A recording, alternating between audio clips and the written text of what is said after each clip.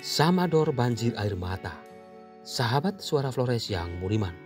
Pada Rabu 11 Oktober tahun 1989, tepat pukul 14:25 waktu Indonesia Tengah, bumi Flores, Nusa Bunga, untuk pertama kali melekat lebur bersatu bersama tapak-tapak suci Sri Paus Yohanes Paulus II. Dan tapak itu kian kuat menyatu oleh derai air mata haru dan bahagia dari domba-dombanya di tanah gersang berdebu pekat, Flores, Cabo da Flora.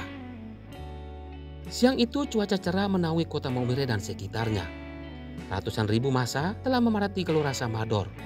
Demikian pula di sepanjang jalan dari Waioti ke Samador. Mereka semua memandang ke langit dan menatap harap-harap cemas setiap pesawat terbang yang hendak mendarat di Bandara Waioti yang kini telah berganti nama menjadi Bandar Udara Franseda. Beberapa pesawat terbang hari itu mendarat dan meninggalkan Bandara Waioti dengan aman dan selamat. Kesibukan pesawat terbang membawa rombongan dari berbagai daerah itu terhenti ketika menjelang pukul 12.00 waktu Indonesia Tengah. Dan sejak itu Bandara Waioti sepi dalam kesiagaan. Sepi, cemas dan ketegangan berangsur sirna tatkala pesawat Hercules C-130 yang membawa Sri Paus tepat pukul 14:15 waktu Indonesia Tengah mendarat dengan selamat di Bandara Waioti. Pesawat bercat abu-abu itu diparkir pada bagian timur lapangan dengan posisi menghadap utara menuju VIP room. Sementara itu, di pinggir lapangan peninggalan Belanda itu telah menanti sebagai penyambut, yakni Profesor Dr. J.B. Sumarlin selaku Menteri Keuangan Republik Indonesia, Gubernur NTT Dr. Hendrikus Fernandes bersama Nyonya Pangdam 9 Udayana Maijen Sintong Panjaitan, Uskup Agung Ende Monsinyur Donatus Jagom SVD, dan beberapa penyambut lainnya. Putaran baling-baling pesawat khusus itu telah terhenti total. Para penyambut serempak maju mendekat pintu pesawat di lambung kiri depan. Perlahan-lahan pintu terbuka, dan dari situ 4 pria berawak tinggi kekar mendahului dan bersalaman dengan para penyambut. Sesaat kemudian, dari pintu yang menjadi titik pandang semua penjemput, muncullah sang gembala yang dinanti-nantikan. Kini Sri Paus telah berdiri tegap di ambang pintu. Ditatapnya bumi Flores seraya tersenyum lebar. Lalu diberkatinya.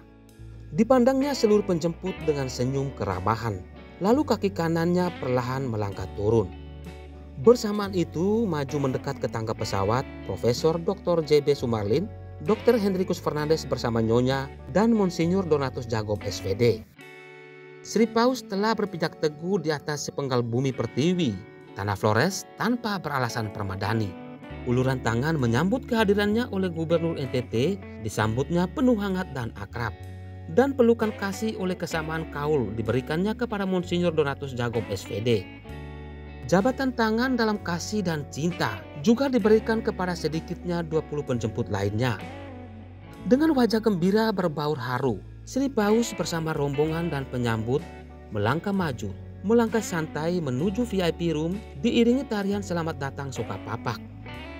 Langkah itu terhenti sejenak. Sang gembala menatap kagum sesaat, lalu memberi berkat apostoliknya kepada 75 penari dan penabuh yang terus bergerak dalam kebisuan yang penuh hikmat. Setelah beristirahat sejenak di VIP room yang beralaskan karpet merah tua itu, Sri Paus bersama Monsinyur Donatus Jagom dipersilakan menumpang sebuah sedan berwarna hitam pekat berkaca bening. Sirine mulai berbunyi tanpa peduli. Arakan kendaraan penjemput mendahului sedan hitam satu-satunya itu.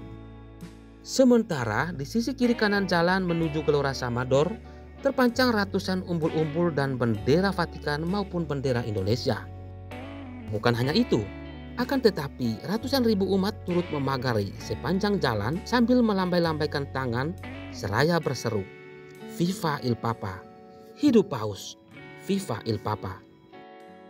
Suasana sepanjang jalan itu semakin semarak oleh penampilan 8 kelompok tari yang beranggotakan 320 orang itu. Dan hebatnya doa dan gerak nada ritus itu sedikit pun tidak berkesan sebagai suatu arena show. Sungguh mengharukan. Semua itu menjadi perhatian serius Sri Paus dari balik kaca mobil.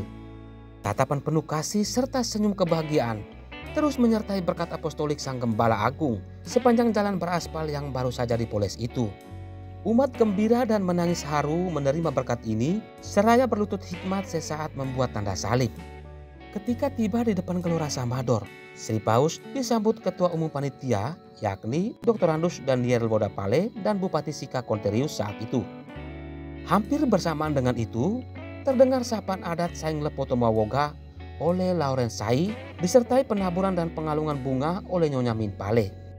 Gerbang utama Samador sudah terkuak lebar.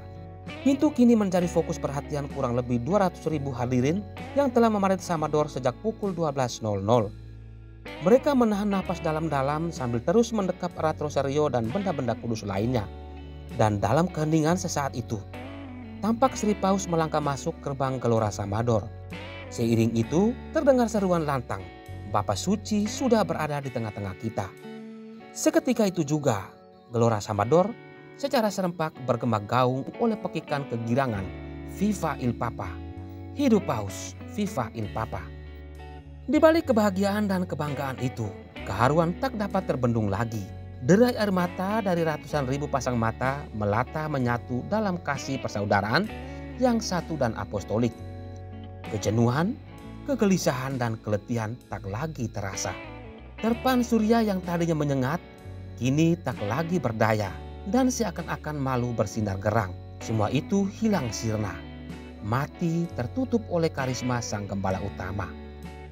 Di depan patung Kristus Raja Pelindung Kota Maumere yang diletakkan sekitar 20 meter dari gerbang, Sri Paus berhenti sejenak memberkatinya.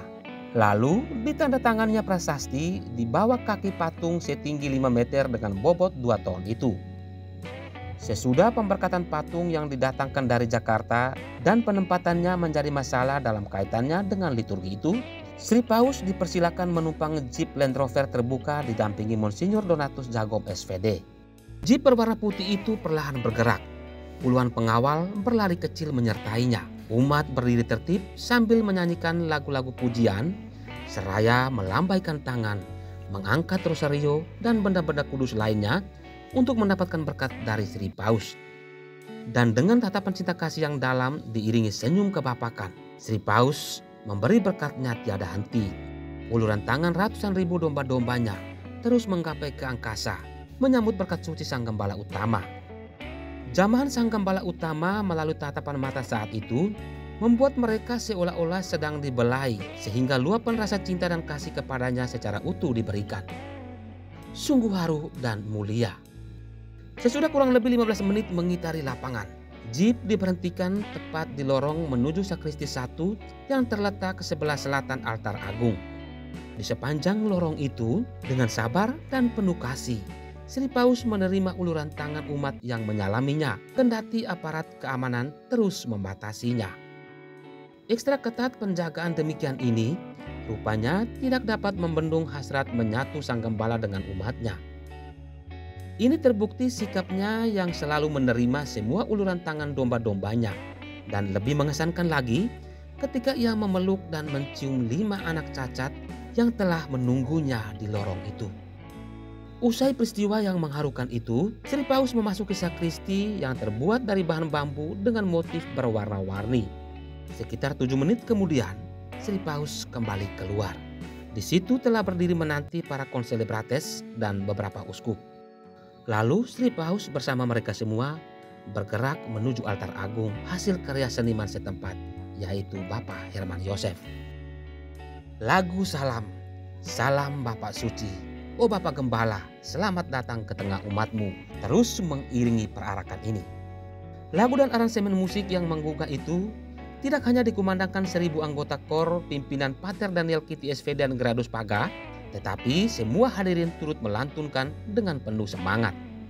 Sementara itu, 220 penari dengan kostum putih dan kuning dengan sarung bermotif tenunan NTT yang mewakili 12 kabupaten itu terus bergerak ritus di seputar altar agung.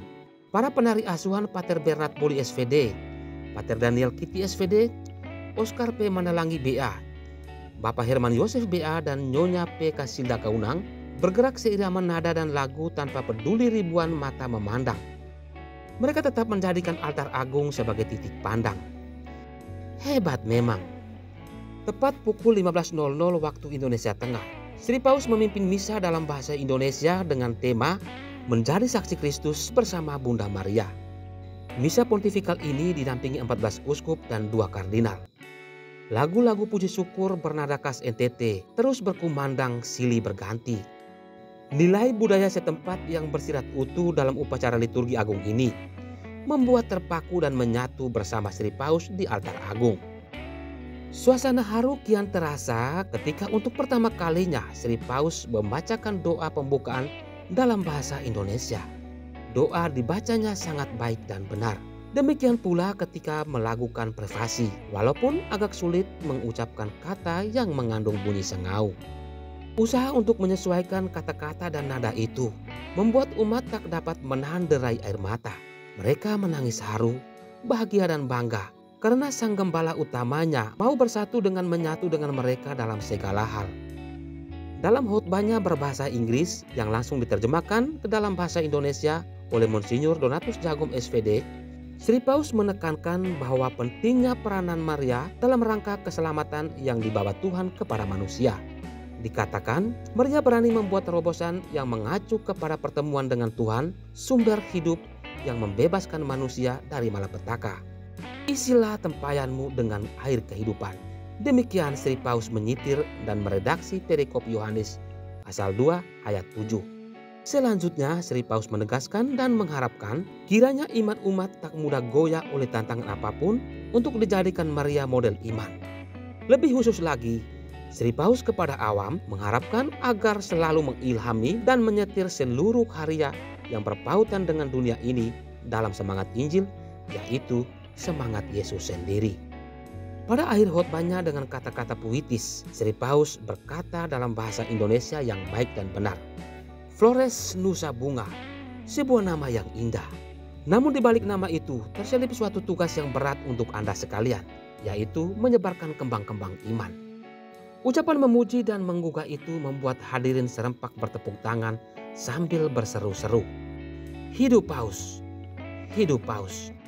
Suasana kembali hening. Barisan doa umat yang diwakili umat dari seluruh keuskupan Indonesia Timur berarak naik mendekati altar. Doa puji syukur dan permohonan disampaikan silih berganti, disaksikan umat penuh perhatian. Setelah doa berlalu, menyusul naik membawa persembahan menyerahkan hasil bumi, karya umat keuskupan Indonesia Timur diiringi tarian dan lagu-lagu pujian. Perayaan Ekaristi yang terbesar dan untuk pertama kali dipersembahkan seorang paus di bumi Flores itu berlangsung sekitar 3 jam dalam suasana hikmat, tertib dan lancar serta aman.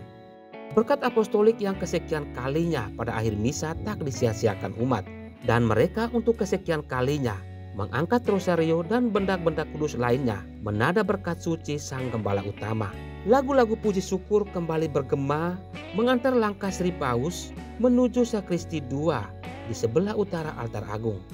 Keluar dari sakristi, Sri Paus berhenti dan doa sejenak di hadapan patung Maria dari Fatima yang diarak dari Lela sehari sebelumnya. Selesai berdoa, Sri Paus diantar menuju pintu belakang dan dipersilakan menumpang sedan hitam menuju penginapan di Seminari Tinggi Rita Piret. Walaupun Sri Paus telah meninggalkan Gelora Samador, tapi umat tetap memadati gereja terbuka itu. Mereka enggan meninggalkan Gelora Samador. Bahkan mereka semakin hikmat berdoa secara bergilir hingga pukul 23.00 waktu Indonesia Tengah. Tidak berhenti di situ, mereka semakin terjaga menyaksikan pameran yang berlangsung sampai pukul 24.00 waktu Indonesia Tengah. Biarpun kegiatan di Samador telah usai, namun ratusan ribu manusia masih memadati jalan-jalan di kota debu Maumere hingga pukul 3.00 waktu Indonesia Tengah. Mereka di mana-mana bicara tentang kesan bersama Paus di Samador. Ini peristiwa luar biasa, ungkap Wolo dari Waibalun Larantuka mewakili yang lainnya. Lambaian tangan sayonara. Kerinduan dan kegembiraan umat untuk memandang sekali lagi wajah Sri Paus rupanya tak kunjung akhir. Hal itu terbukti pada detik-detik terakhir sebelum Sri Paus meninggalkan Rita Piret menuju Bandara Wayoti. Menurut rencana, Sri Paus dan rombongan akan meninggalkan Rita Piret pada pukul 7.30 waktu Indonesia Tengah. Namun sejak pukul 5.00 waktu Indonesia Tengah, umat telah memadati jalan dari Rita Piret hingga Wayoti. Memang benar dan sesuai jadwal yang telah ditetapkan. Pukul 7.30 waktu Indonesia Tengah, sedan hitam meluncur pelan meninggalkan gerbang Rita Piret. Massa yang berkumpul di sekitar situ secara spontan berseru mengeluh-elukan sambil melambaikan tangan. Viva il Papa, hidup Paus, selamat jalan Bapak Suci. Sementara Sri Paus dari balik kaca mobil dengan senyum khasnya terus memberi berkat apostoliknya dan sekali-kali membalas lambaian sayonara umat yang disertai derayan air mata perpisahan. Pukul 8.45 waktu Indonesia Tengah, Sri Paus bersama Monsinyur Donatus Jagom SVD tiba di VIP Bandara Waioti. Di situ telah menunggu Gubernur NTT Hendrikus Fernandes, Menteri Keuangan Profesor JB Sumarlin dan rombongan lainnya. Di ruangan ini, Sri Paus menerima cenderamata dari pemerintah NTT yang diserahkan Gubernur NTT berupa sebuah tongkat keuskupan yang terbuat dari gading gajah dan sehelai sarung khas Sumba. Tongkat yang diukir 12 tingkat sepanjang 1 meter itu diterima dengan gembira oleh Sri Paus lalu diamat-amatinya. Pada ujung tongkat terukir kepala naga bermata hitam dan di belakang kepala naga terukir salib melambangkan kuatnya iman Katolik di daratan gersang tapi damai itu. Sedangkan ukiran 12 tingkat melambangkan 12 rasul. Sri Paus juga dengan teliti mengamati sarung karya umat desa Kaliyuda Sumba yang bergambar burung Garuda, kuda Sumba lengkap dengan penunggangnya dan salib pada kedua sisi kain itu. Acara penyerahan cenderamata usai sudah. Sri Paus didampingi Monsinyur Donatus Jagom SVD, Gubernur NTT, Menteri Keuangan serta rombongan lainnya melangkah menuju landasan.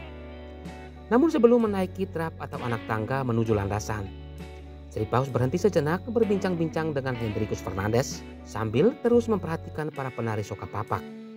Dan rupanya Sri Paus tak tega berlalu terus tanpa menyalami para penari.